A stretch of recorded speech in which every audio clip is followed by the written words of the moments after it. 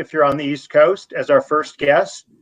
Commissioner Brendan Carr is. My name is Drew Clark. I'm the editor and publisher of Broadband Breakfast, and welcome to our Broadband Breakfast Live Online event for Thursday, March 19th.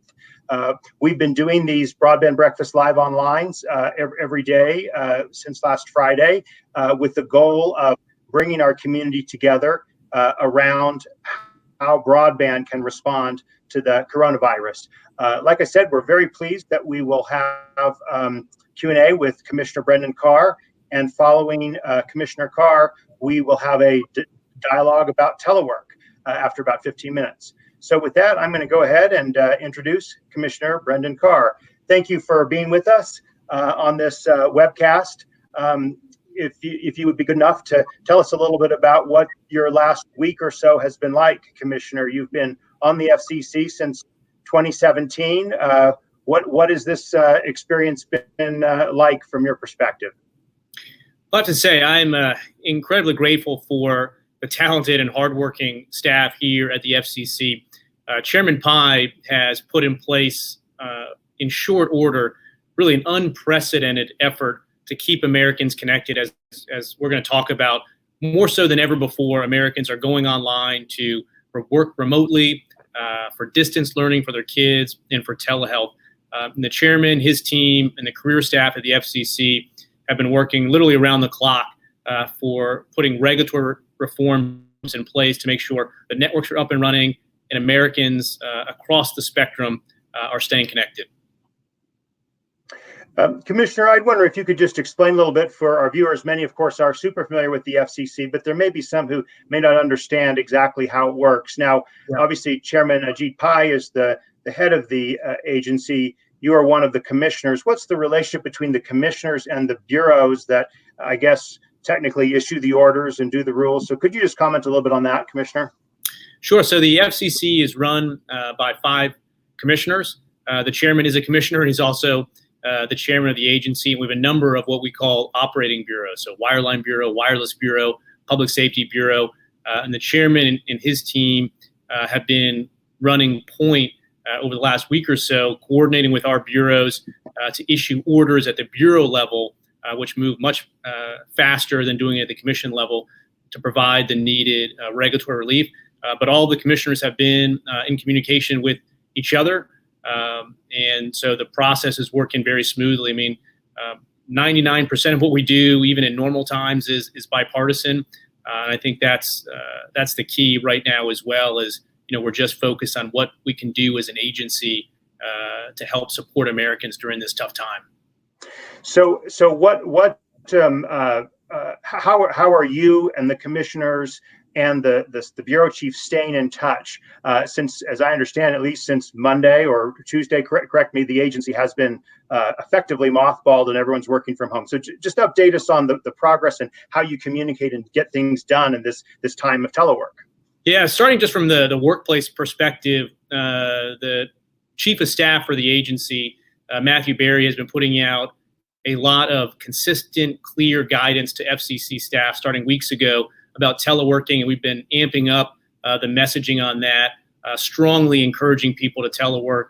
There's virtually nobody physically in the building at this point in time. We've moved to remote work, and even in those circumstances, which can be difficult, just the same circumstances everyone else deals with maybe you're watching kids, maybe you're trying to work at the same time, but FCC staff has done tremendous work to churn out work product in that environment. And I think in terms of just the internal running of the agency, really hats off to the chairman and his chief of staff for keeping everyone in the building fully informed and up to speed on the best way to both carry out our important mission and to stay safe themselves. And again, I think HHS obviously is doing a lot of work right now, but the FCC too. I mean, we are obviously the main regulator when it comes to telecom, internet infrastructure. We play a small supporting role on telehealth that we've been amping up. And so this is a big time for the agency, and I'm really pleased with what the staff's been getting done. Let me go ahead and give you a chance to highlight the most significant of the actions that the agency has taken over the last week. Obviously, fcc.gov/coronavirus, you can see this full list. But what do you want to highlight for our watchers about the agency and how you're responding to the broadband challenges of the coronavirus?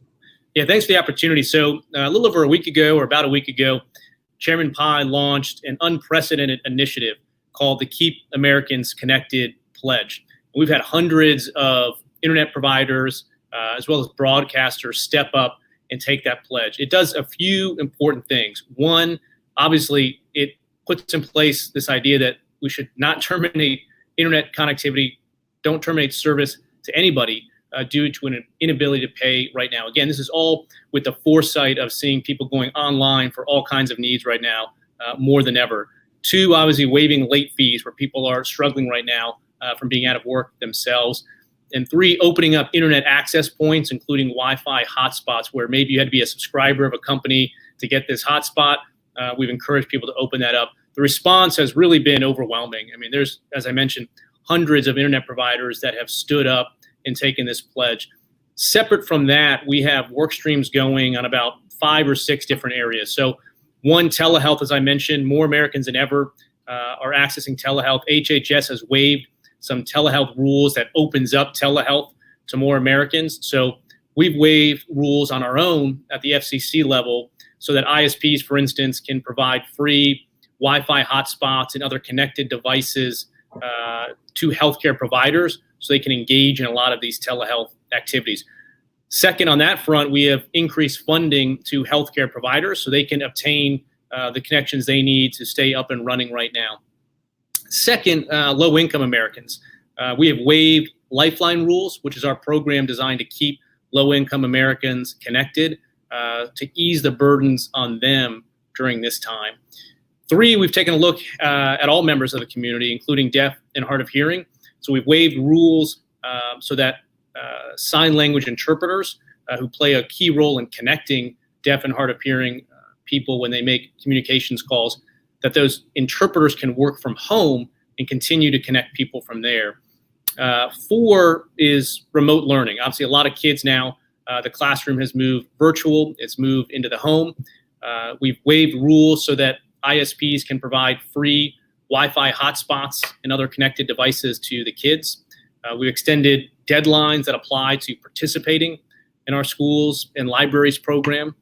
Another one we've done is boosting network capacity. So we've granted a series of immediate authorizations to allow wireless providers from T-Mobile to Verizon to US Cellular to access spectrum that either had been fallow or that another provider wasn't using in that area. We've given them immediate access to that. That's going to help boost capacity on the network.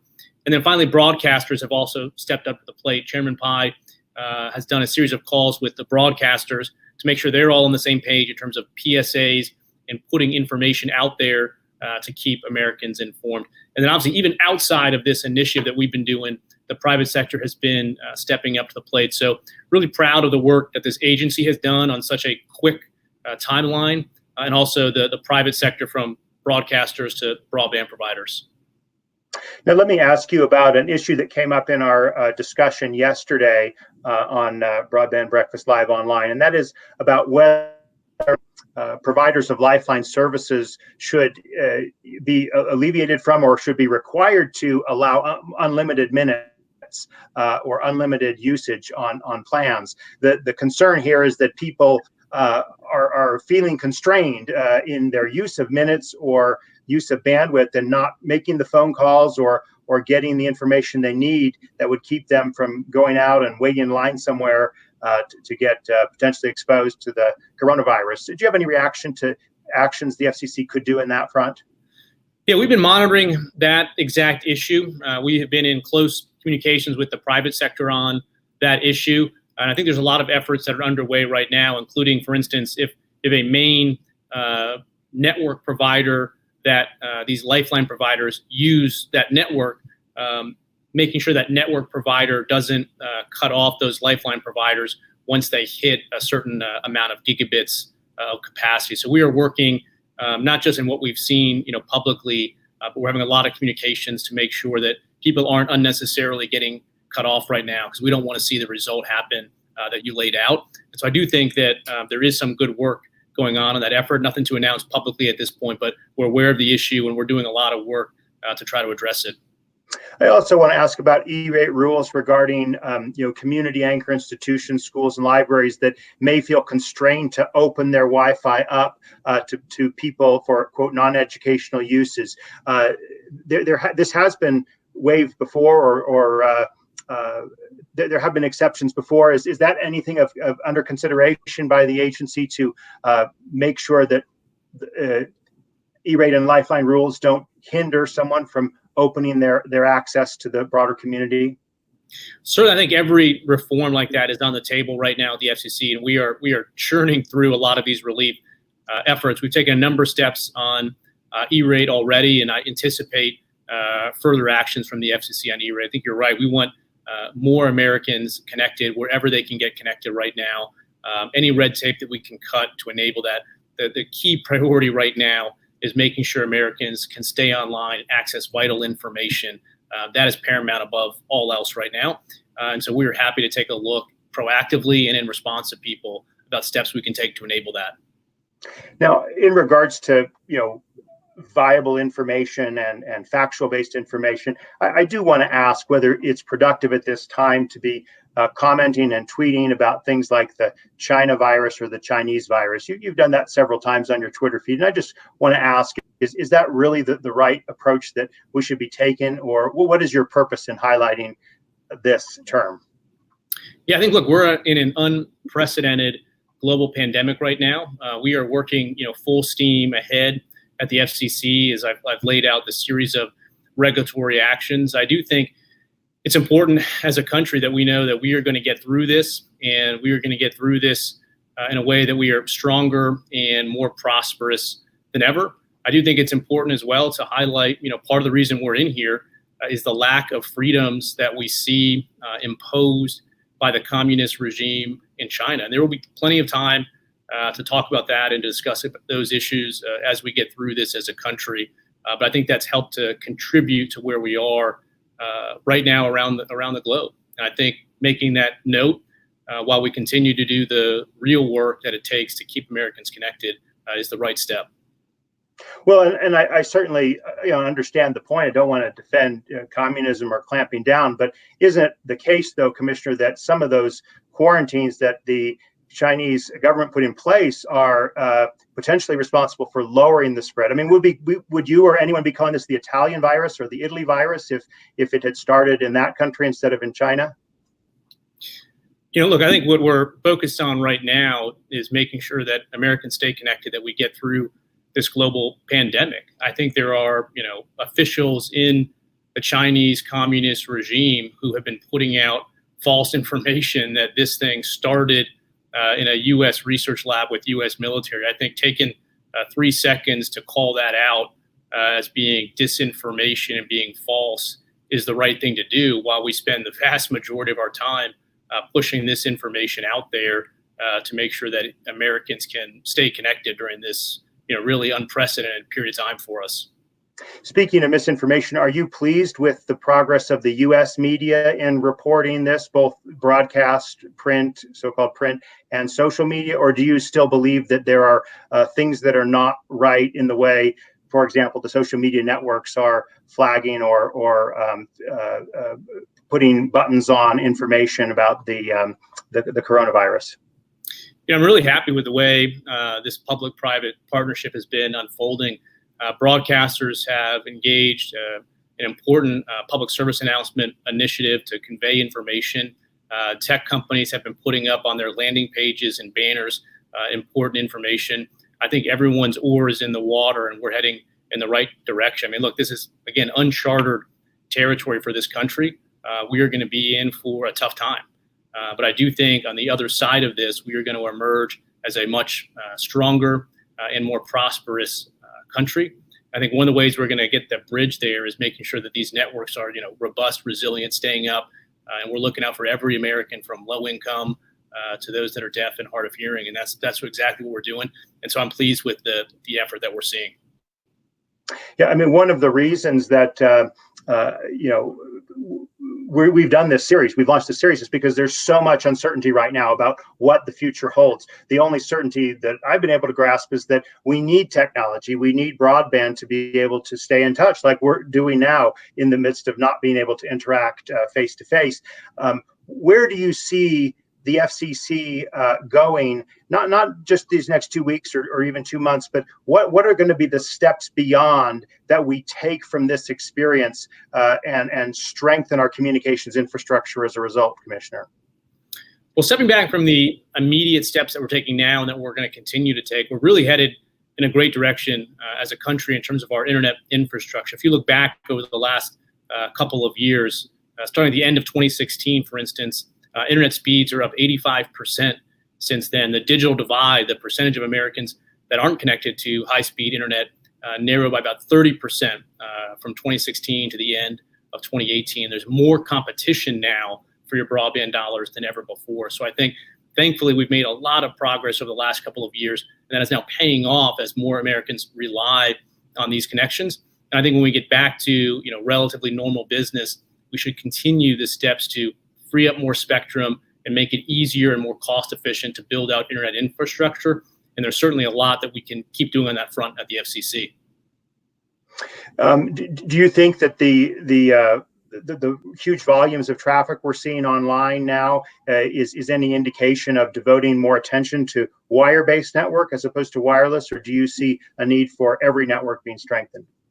Yeah, the approach we've been taking up till now obviously has been all of the above. We have funding mechanisms for wired networks. We have funding mechanisms to support wireless networks. And we're also excited about this new generation of low Earth orbit satellites that are launching that could also add a new competitive element, including in rural and remote areas for broadband. So I think we need all different types of technologies. Fixed wireless providers are stepping up right now, WISPs, making sure that they can keep their communities connected. So I'm excited about where we're going as a country in terms of having these robust networks in place.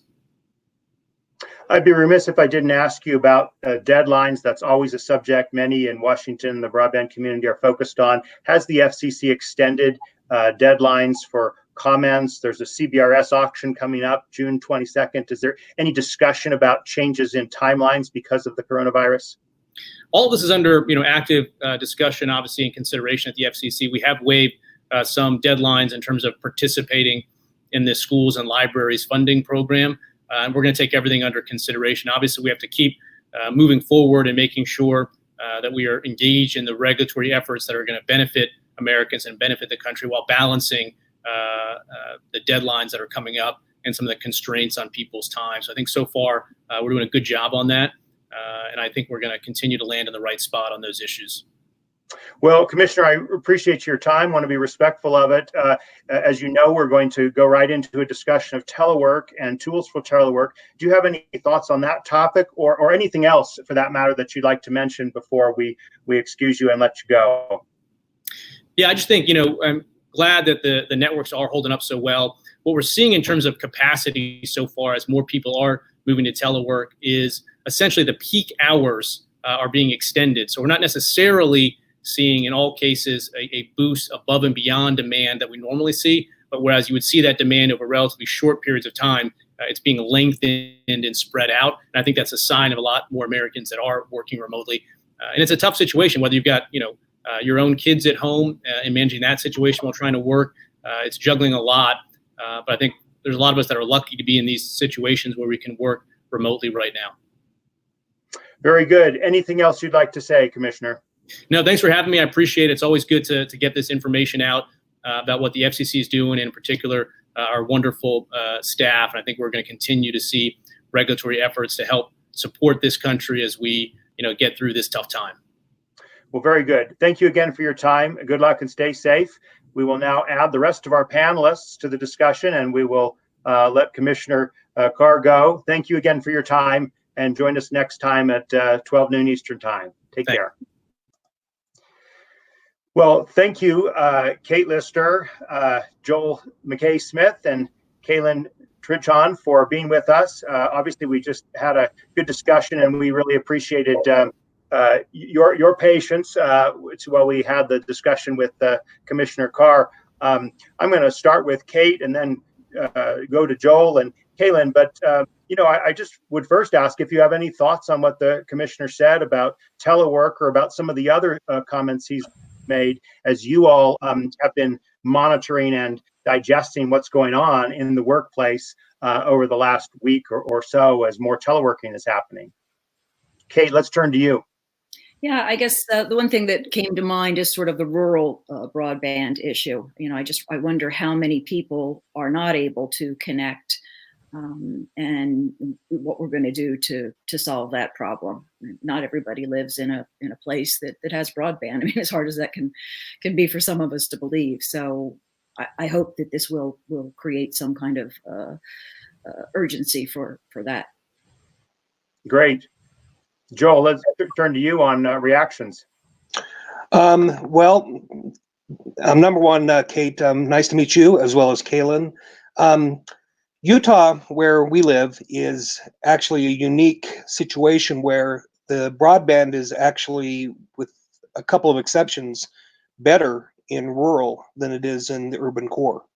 There are about 5 different arterial travel routes and communication routes that are well supported by local entities such as UETN, which is Utah Education Telework Network, as well as there's fiber in all those locations. So we have numerous communities with less than 5,000 residents that have all fiber to the home.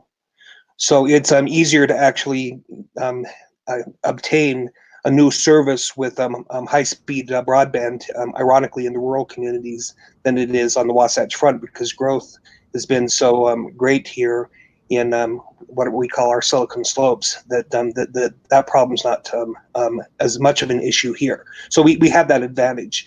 There are some fantastic resources out there. If you haven't discovered CORI, which is the Center on Rural Innovation out of Vermont, they have a mapping mechanism that they've put together with the Schmidt Foundation that allows for you to find out where there are limitations or more accessible broadband in the rural communities, which has been really a passion of myself, my partners, and a kind of coalition that I've worked with for well over a decade.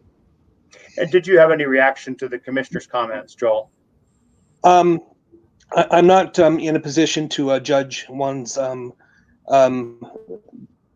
beliefs or labeling of things that are going on. That would be the only thing that I would somewhat. That it's marvelous. Resources are available. What's being turned on, the carriers have that there's accessibility on a regular basis. Makes sense. Do you still see me? I'm seeing a couple of. Yeah, no, we can still see you. It's good to see that the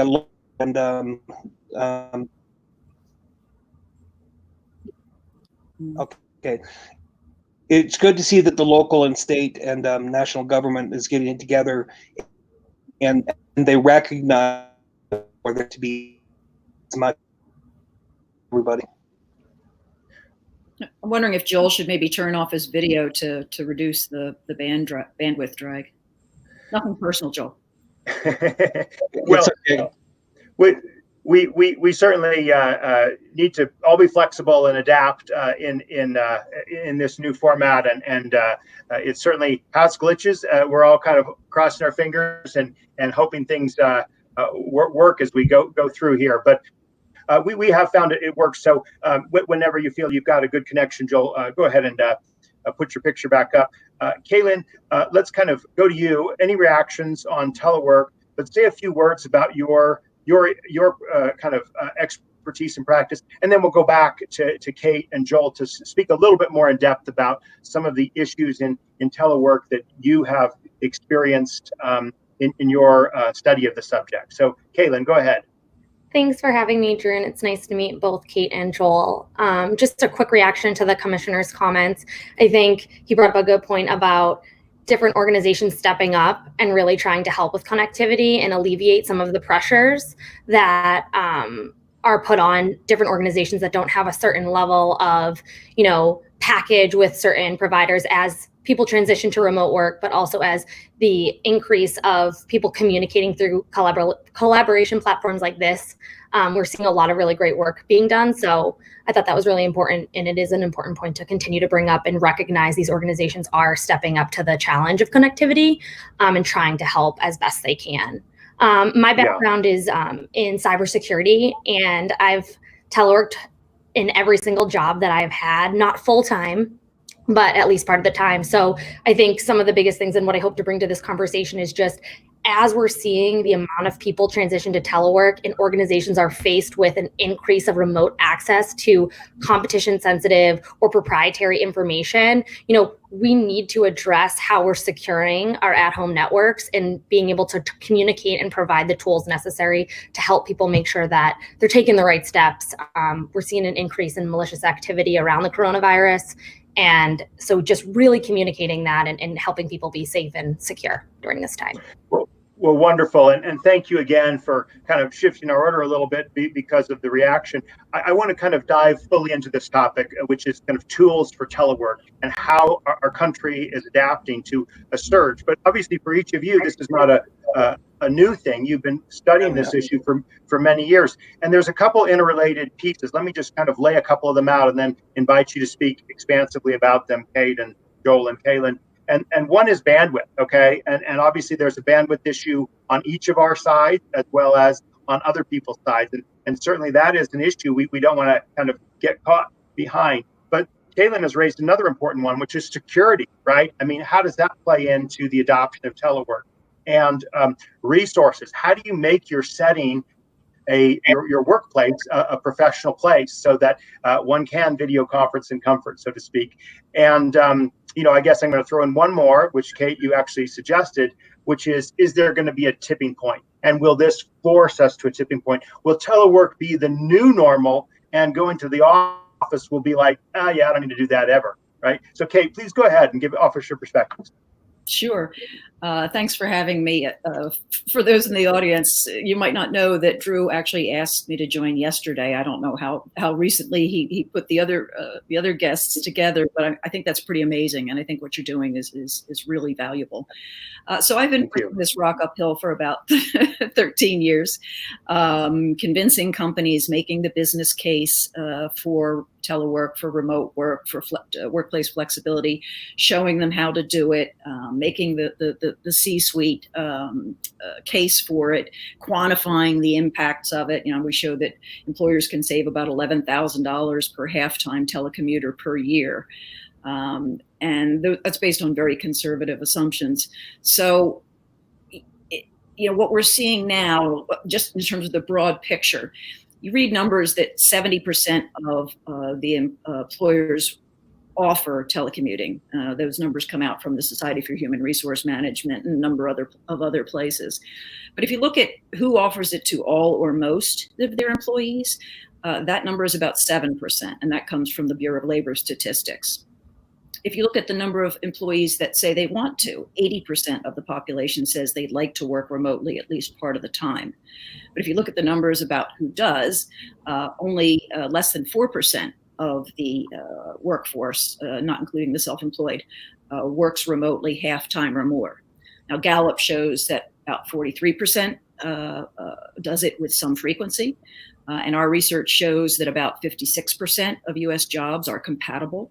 So there's this huge gap between the people that want to and the people that do. And sadly, it's kind of at opposite ends of the wage spectrum. At the low end, we've got customer service people, contact centers, help desks, those kinds of jobs that really went to telework a decade ago. And then kind of big gap in the middle, and the people that are doing it most are the most senior, the most tenured, the highest income, because of that trust issue.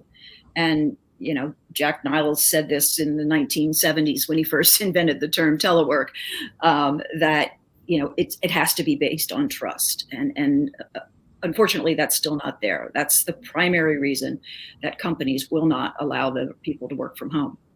That is, thank you. That is great information. Lots of great statistics. Let me just zero in on your last point about trust.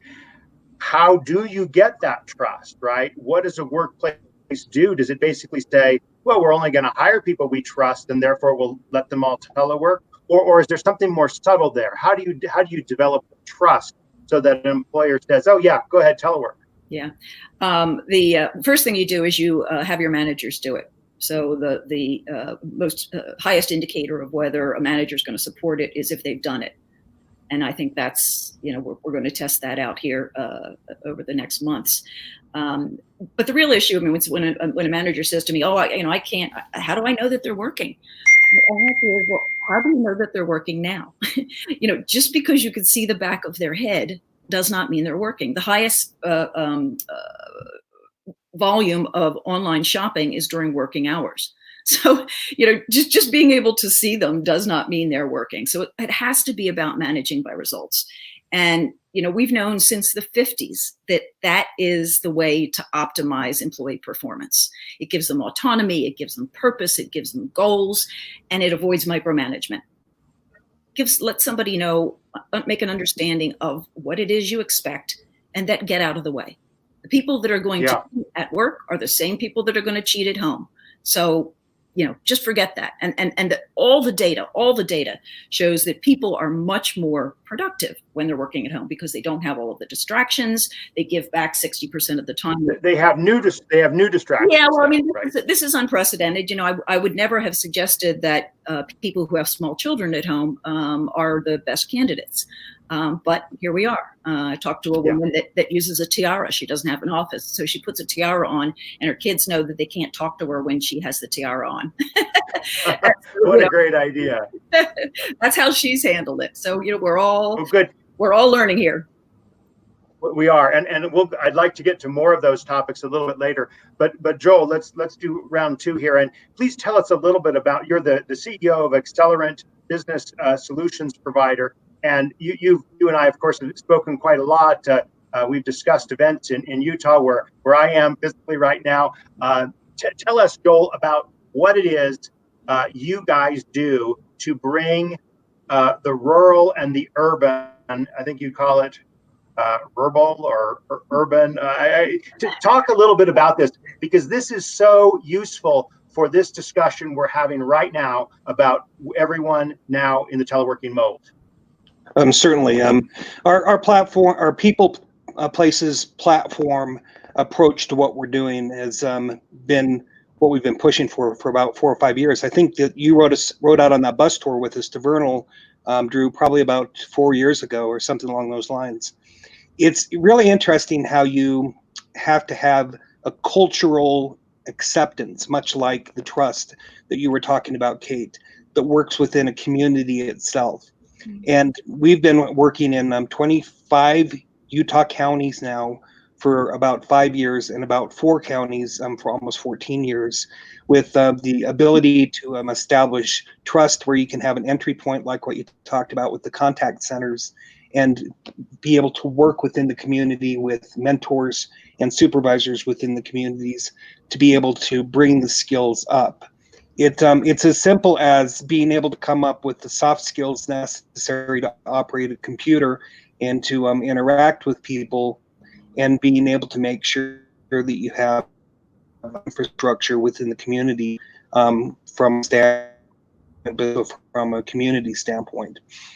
We've had a modest success with an HSA company that membership specialists to have HIPAA as well as FINRA compliance in Price, Utah, which is a coal-impacted community, where we've been able to 250 individuals matching the same type of response that you would typically find just in a nice big building in an urban core. And by doing that, it had to be a combination of training, up a few weeks, of course, that involves this amount of team dynamics as in-house training, where you have the coexistence of the folks on the Wasatch Front, in our case, the urban core, and out and retool, find new ways to train. And the immediacy would be to be able to have a setup of a workstation, unlike the one I'm in now, since I have 5 users at home. My wife is an insurance agent. I have a freshman in college, a sophomore in high school, and a 7th grader, and they're all teleworking now, or teleeducation right now. So for all of us, this is kind of a case of an adaptation that's much higher than the percentages that we've all been accustomed to before. But we're well postured now to be able to assist as we can with what is going to be this eventual recovery in these communities, because there's wonderful state-led initiatives in Utah, like the Rural Online Initiative, that has went out and trained in the most basic to very sophisticated ways how to do what we're doing, how to have a setup that you can use teleconferencing to be able to learn and how to work, to also how to find some of the gig economy jobs that are available, which as of right now, all of that's kind of in flux as the economy goes back and forth. But we have a loose coalition of about 37 states that we've been working with, comparing notes, best practices, and more than anything else, working on the culture within the community that even if you're working at home, we call ours homies. You've got the ability to have somebody that you can reach out to that can talk to you if you've had a bad call, if you're getting behind, if you're having any problems with your computer or your software, that you have the ability to tie in, because trust is absolutely key. But at the same time, being able to keep that communication that's usually a haptic communication be something that you can do electronically through both text, video, silly things like Glide and those things. Thank you for that last point, Joel. And let me just kind of focus back on the bandwidth, security, resources, which may include some of these things you just talked about. What do we need to get? I mean, I guess in an ideal world, you would have one type of rollout, and we've sort of accelerated that to everyone's working at home right now, or we're trying to get everyone at home so people can stay away from each other. But just from your experience, what are some things that need to happen to enable a company or a community to successfully do telework from a bandwidth, security, and resources perspective? Digital literacy is a big thing in school and in work. If there are those that don't have accessibility, quickly find out ways to get them high. The in the answer is not by what might issues of themselves. That's more important now than ever. To truly work at home, it's tough to work with just a hotspot. When you're going to need to have something that's a minimum of 3 up and 25 down to stay within the guidelines we have. That becomes again a community issue of there being an understanding on the part of the local government, education, churches, as well as a tie-in to just going up the hierarchical structure of county to continue to be able to keep the economy chugging forward. And really what it comes down to, in my humble opinion, is the training methodology has changed. Even though we've have these satellite operations that we've had for 12, 13 years, the satellite operations now are basically going to have to be get you on that machine and start training now versus being able to have the opportunity of weeks at a time where you're in a classroom environment. So coming up with the ability to help that education is going to be key and is key. Yeah, and by satellite operations, we're of course meaning remote operations, not satellite-based communications, just to be clear for our audience. Let me turn now to Kaylin, and I want to start my question for you on the security. That certainly is an issue. Obviously, many employers want their employees to work in a certain environment, a virtual environment that has greater security, but often those require greater bandwidth. Could you talk a little bit about the way you experience this, not just of you personally, but from your experience working with customers and clients and places you've worked? How are the security issues managed in the best way in the telework environment? Thanks, Drew. Yeah, so I think readiness, this concept of readiness, I don't think anybody was ready for their entire organization to be asked to please telework. And there are a lot of security challenges that come with that. So communication is actually the most important tool that organizations have in their toolbox right now to communicate to employees that are forced to work from remote telework. How do you secure your home? Because right now, when you go into somebody's home, they have tons of internet connected devices, smart TVs, smart refrigerators now, and they're all running on the same network. Well, when you bring your work devices onto that network, you're adding in a whole other layer of complexity. So the first step really is dividing your at-home network. Keeping one of your networks for your devices that you use in the home. Kids that are home, they're using their tablets more for e-learning. All of that should stay on one network, and then you should have a separate network that's password protected. They both should be, but your work one should definitely be password protected, and that's where you keep your work devices on and running. And also a big thing for. So are you saying like within one network? What kind of tool are you talking about? Your internet provider, and where you have your password protection is now, it will tell you, do you want to set up an additional network? Some people have it in their homes. They have a guest network and they have a home and they have their at-home network. The guest network is usually not protected. So when they have company over, they can immediately, log on. So you just go right into your internet provider and you can do it all online. It's really seamless. And if you can't figure it out, just, call up who does your internet and they will walk you through it. The second thing is, we're talking about bandwidth and the amount of online connected devices we're using now that we're teleworking. When you're done working, shut off your devices.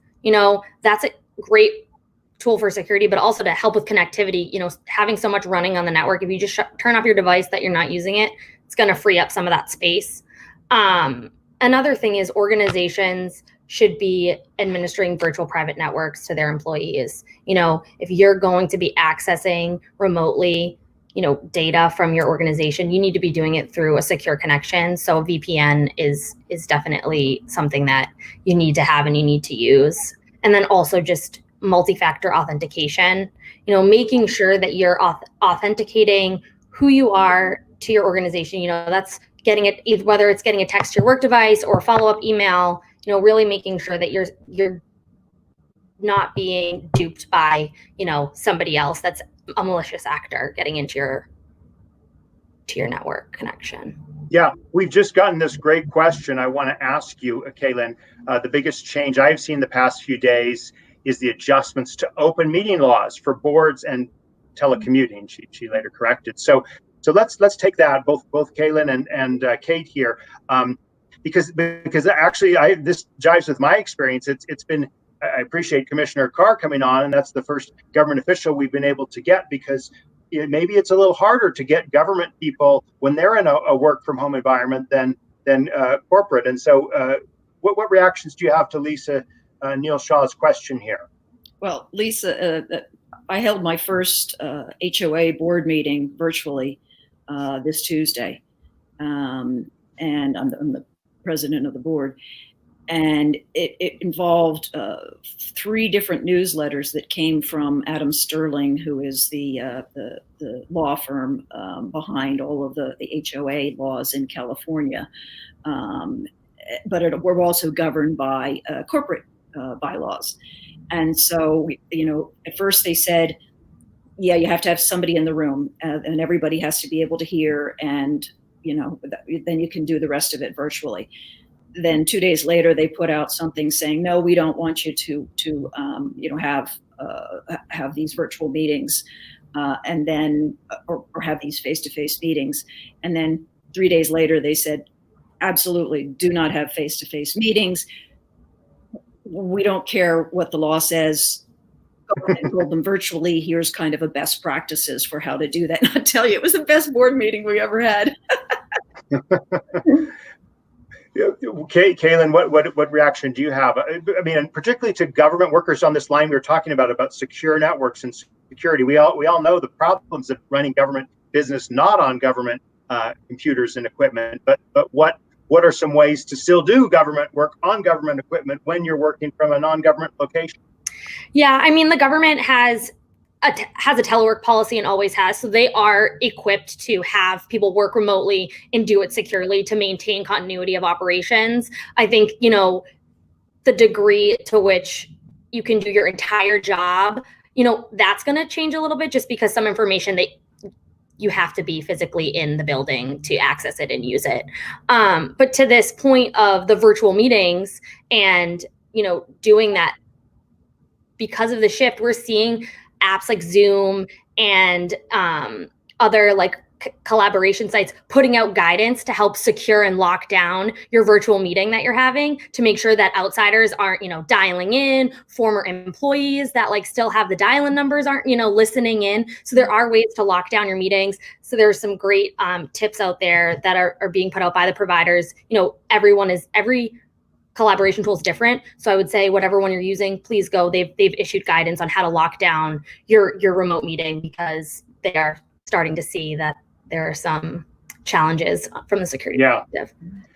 Let's add Joel Smith back into the conversation. I know you've heard our last questions and discussion here. So do you have any comment on this government versus private sector approach and issues and challenges? Because we are trying to talk about the challenges and tools to address those challenges in telework right now. I think that it's a matter of resources. Private sector not as ready as the government, medical sectors, but jumping up.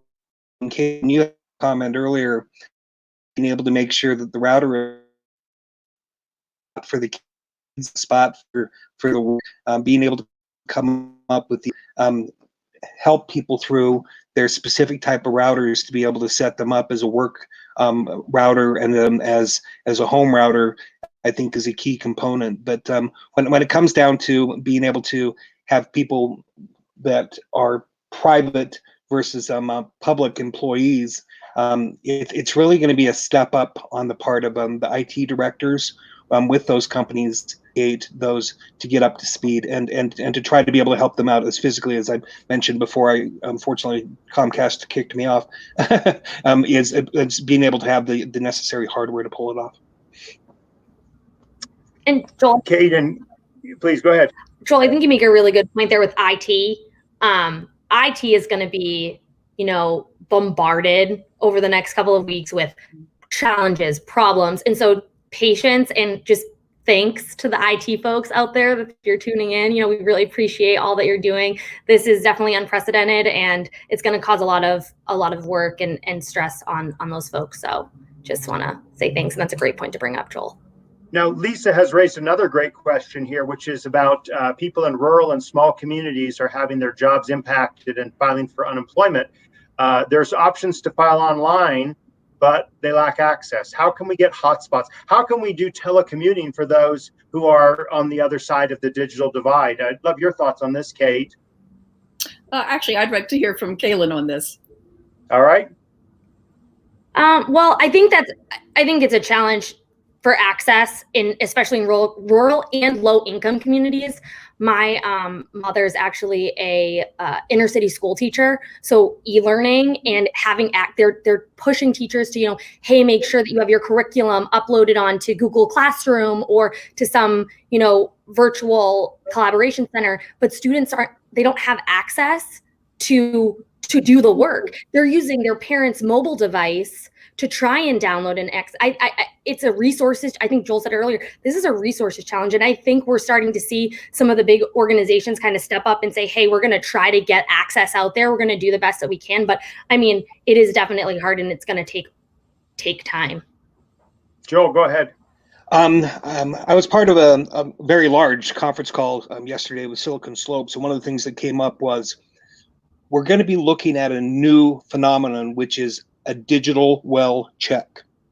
We'll have healthy individuals like proselyting missionaries per se, or those that were going into the community and checking to see, do you need to get online for any reason? Do you have the reason? Think of it as almost a traveling troubadour that can walk some of these older people through some of the things that they're completely lost. They may have a smartphone or something like that, but they don't know how to be able to get it in touch with who they need to. From a new entrepreneurial standpoint, SBDC, BRC standpoint, we may, much like the census, need to be in a position that we're not just checking to make sure that their health is good, but their accessibility to information so that they can continue to survive is done. And I would guess that someone that's smarter and savvier than I will be able to come up with a recommendation for that. But like I said, a digital well check is probably going to become a reality in all of our communities. Yeah, one of the things. Well, and just, I'm sorry. Let me just jump in, then turn over to you, Kate. That's an excellent point, Joel, about the digital wellness, and it's kind of maybe parallel by what we're seeing with the closures of schools. Is that schools are not just schools; they're social service centers, right? And so the big thing that schools, Fairfax County and elsewhere in Virginia, where I have been living, is an issue of, hey, well, how do we make sure meals are distributed to kids on those programs? That's the thing they're focusing on right now. You know, even beyond online education and getting computers into the hands of people. So it's kind of like saying, you know, people who are checking on the status and other conditions, maybe that's where we need to have this digital wellness in. So, Kate, what are your thoughts on this point? One of the things that we're recommending to companies is that they create a buddy system. So if there's somebody that has been working remotely, is more savvy, that they partner them with the people that are having trouble, so as not to overwhelm the IT helplines. Also recommending that they take their technology home. I mean, if they don't have good home office technology, they're not going to be productive. It's false economy to not provide that for them. I mean, dual screens, headset, you know, whatever it is, even their office chair, it's cheaper than a workers' comp claim. So, you know, I think that's something that it's just, you know, real, okay, triage sort of thing here. Yeah. And I'm also wondering, and maybe Kaylin can weigh in, is there a crowdsourcing element to this? Is there an opportunity for, you know, I know when I get on my home network, there's 7 others showing. Can I safely share my network with a neighbor or with, you know, anybody within the area and safely do that? So your neighbor? It depends on your living arrangement for how good your connection is, for how far you can share it. Like I'm in an apartment complex. So for me, like I could share my network. I could share a portion of my network that's password protected with my neighbors if they didn't have access or they needed it. Absolutely. I think in, you know, small town communities, or like it's harder with rural if you live farther away from each other. But I think in cities, absolutely, that's definitely something that can be done securely and safely. I would just say, to the ironic point of schools, you know, your point, Drew, with the food schedules, they're putting that information out online to tell families where to go and how to get. It's just such the digital divide is real, and it's something that I think is really, really coming to the forefront in this time. And we're going to be talking a lot more about the digital divide. That's one of the kind of anchors besides education and telework and the digital divide in this series on broadband and the coronavirus. But Kate, let me just, you've had great suggestions on how to make teleworking work in an ideal setting. But in a less than ideal setting, like we're in now, what are some suggestions that listeners or others who watch this on replay or hear about it, what can they do now that will help their teleworking experience, given that we can't sort of do everything from scratch? Yeah, we actually have a whole list that we're putting together on our website, and some of the things that I've already mentioned in terms of taking technology home. One of the others is relax your standards. You know, if a child walks by or my dog barks or whatever, you know, look, we're all in this together. And I think one of the things that happens, at least I found in my own network, is once we have trust with one another and we actually start to show who we are, it makes us more human. And we're suffering from a lack of empathy. in the world. And I think that by allowing people into your home and being that real person, I mean, something like 70% of people say they can't be themselves at work. That's sad. So I think this is an opportunity for that. I think this, as sad as it is, it's a huge opportunity for us to start testing and learning and benchmarking. How much is this doing to the pollution? How much is it doing to traffic? Right. Get get a benchmark from where you started. Go back a month ago and find out, see what your engagement survey said, see what your productivity numbers said, and so that we can look at this afterwards. We're actually getting ready to launch a survey with a group I belong to called Workplace Evolutionaries. And we're trying to, get all of this rich information together and help other organizations. What are you doing? What are you willing to share?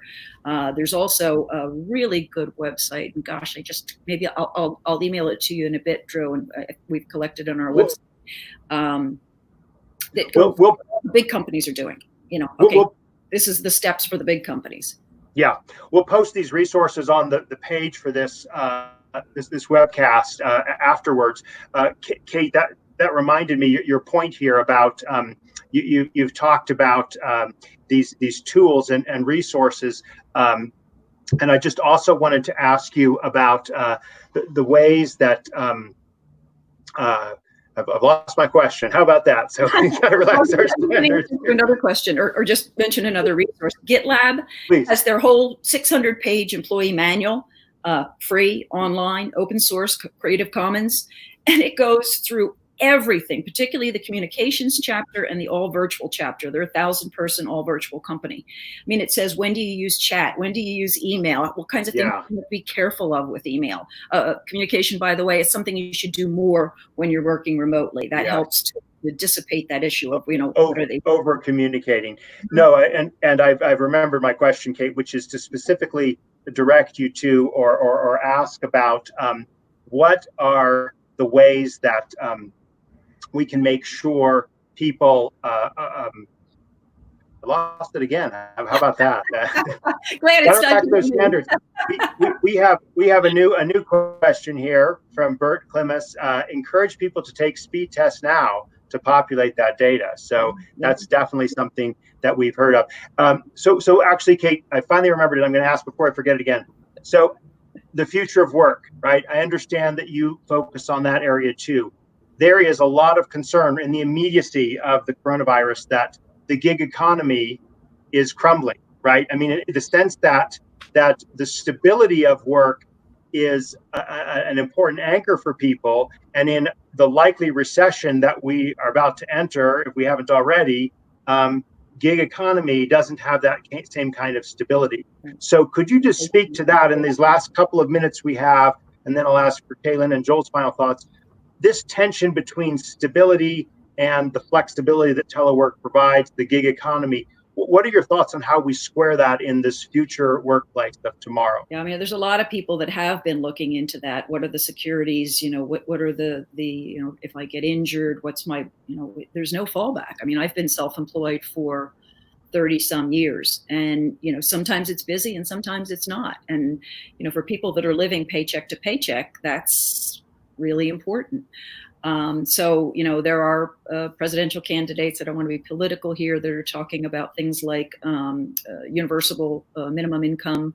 Well, now everyone's for universal basic income, right? That's what. Of course, there are companies that that are trying to put together healthcare packages. I mean, healthcare is enormously expensive. I think it's why a lot of people don't leave their company and start their own, because they need that healthcare. And there are a lot of rules that don't allow them to do that. That don't allow other organizations to create those kinds of safety nets. So I think there's some real fundamental things that we have to do from a legislative point of view to support the future of work. I mean, there's things like, if I'm in New Jersey and I have my company's in New York and I'm working in New Jersey, I owe taxes in both states. And that's true in 37 states. It's even worse in Europe because you're crossing country lines. Workers' comp rules. Am I covered by workers' comp if I'm in New Jersey and my company's in New York? What about if I have to drive to the office? Is that part of my workday? Did my workday start when Right. I was Right. a telecommuter? These are the kinds of things that we would help a company. Absolutely. Or if we Absolutely. had time. My biggest download on my website right now is free telecommuting policy. That page is so dusty. I'm going to have to go look at it, but I just have the numbers. Biggest page right now. We will update this page with the resources. Kaylin, any final comments? And Joel, same for you before we end in less than a minute here. Just to Kate's comment, GitLab is a great resource, and I thank you for bringing that up. Just that communications is really important during this time. Communicating with your employees as policies change, as they shift, as they evolve. I think we're going to see a lot of case studies come out of this, in terms of what worked, what didn't. So I just offer advice to the folks that are, managing teams that are now remote. Jot down things that are working, things that aren't. And so you have the ability to do a download after this is done and we return to whatever is the new normal, to see how these things work. And I agree, I think we're all being forced to trust each other right now, which I think is a good thing. And I think we're going to see some good things come out of it. Okay, awesome. Thank you. Joel, final words. Well, from a standpoint of Accelerant and also Audicon, which employs and assists those that are neurodiverse in tech jobs and everything else. The community that you can help, if you're in a position to be able to help now more. It takes all of us to be able to make sure that this goes forward and that we work towards recovery.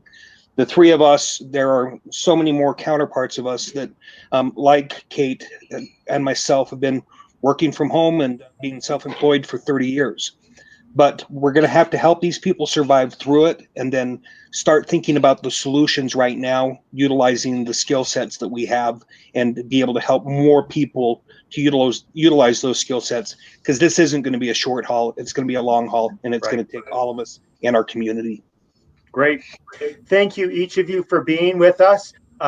Please join Broadband Breakfast live online tomorrow, Friday, at 12 noon Eastern Time. We're going to be talking about the networks and how they're dealing with the strain of additional work during daytime hours. Thank you again, and join us again at broadbandbreakfast.com. Bye. Thank you, Drew.